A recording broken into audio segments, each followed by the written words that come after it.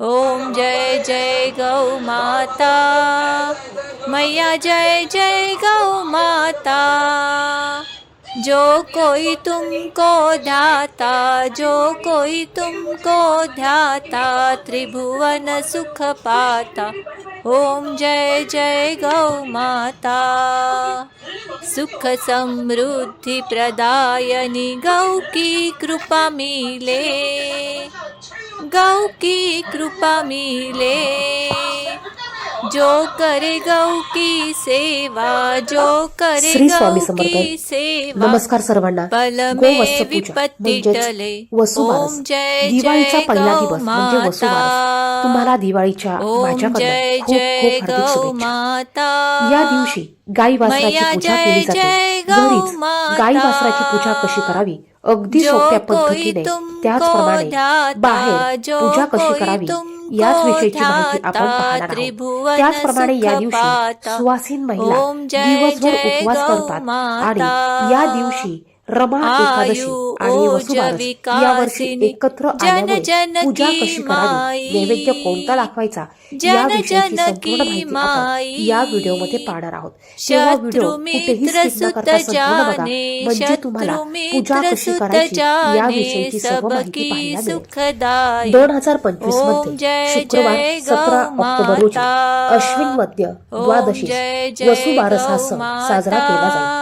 या दिवसाला मैया गोवत्स जय जय द्वादशी गौ असे देखील म्हणतात. माता। यंदा एकादशीलाच जो कोई वसुबारस तुमको साजरी केली जाईल. ध्याता, वसुबारस जो सण कसा कोई साजरा तुमको करतात, या दिवशी काय ध्याता, करावे काय करू नये, त्रिभुवन सुख वसुबारसचे व्रत कसे पाता। करावे, उपवास ओम कधी जय सोडावा, जय उपवास गौ सोडताना माता। कोणता पदार्थ खावा किंवा कोणता पदार्थ सूर या दिवशी सौभाग्य चुकूनही खाऊ नये, विदायिनी, कोणती चूक या दिवशी अमृति आपण करू दुग्ध नये दियो, याविषयीची माहिती आपण पाहणार आहोत.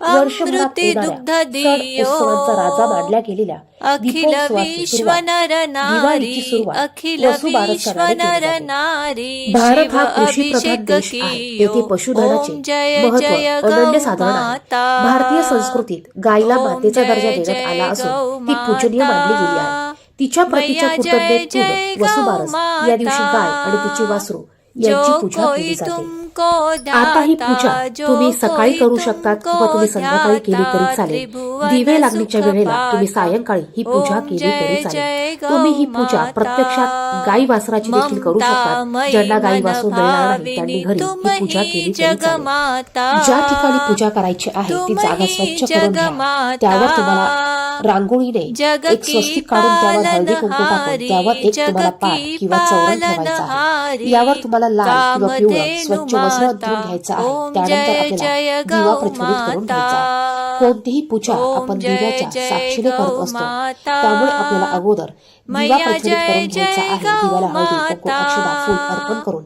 दिव्याची जो पूजा कोई करून दिव्याचा तुमको कोणताही मंत्र तुम्ही ध्याता, म्हणायचा आहे जो किंवा कोई हे दीपदेवता तुमको मी तुमची हळदी ध्याता, कुंकू अक्षदा फूल त्रिभुवन अर्पण सुख करून पूजा करत पाता। आहे.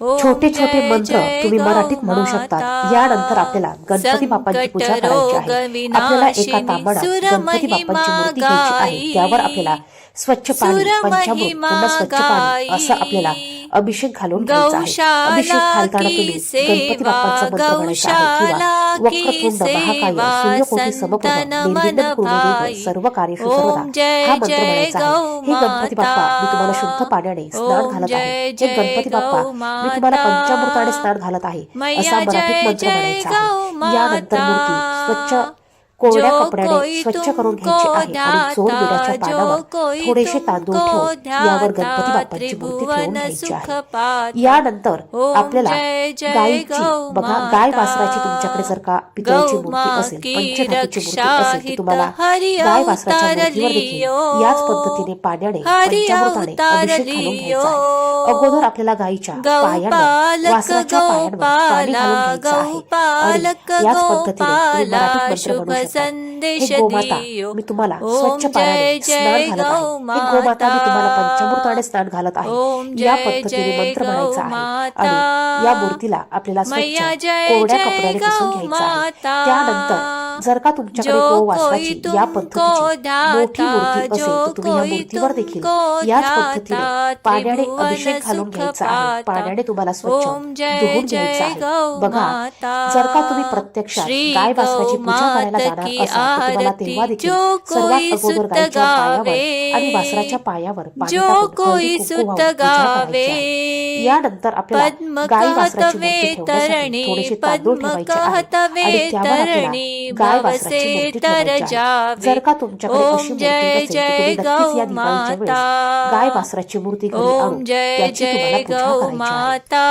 आता तुमच्याकडे ही मैया मूर्ती जय नसेल, जय पितळेची मूर्ती गौ असेल तर तुम्ही माता, पूजेमध्ये पितळेची मूर्ती ठेवायची जो आहे. कोई यानंतर तुमको तुमच्याकडे बाळकृष्णाची दाता, मूर्ती जो असेल तर तुम्ही कोई बाळकृष्णाच्या मूर्तीवर तुमको देखील पाण्याने दाता, पंचामृताने त्रिभुवन अभिषेक घालून सुख तुम्हाला या पाता. ठिकाणी ओम बाळकृष्णाची जय देखील मूर्ती जय ठेवायची गौ आहे. माता, यानंतर आपल्याला गणपती बाप्पांची ओम पूजा जय करायची आहे. जय गौ गणपती बाप्पांना हळदी माता, कुंकू अक्षदा फुल अर्पण करून ओम घ्या. जय हे गणपती जय बाप्पा गौ मी तुम्हाला माता. हळदी कुंकू अर्पण करत आहे.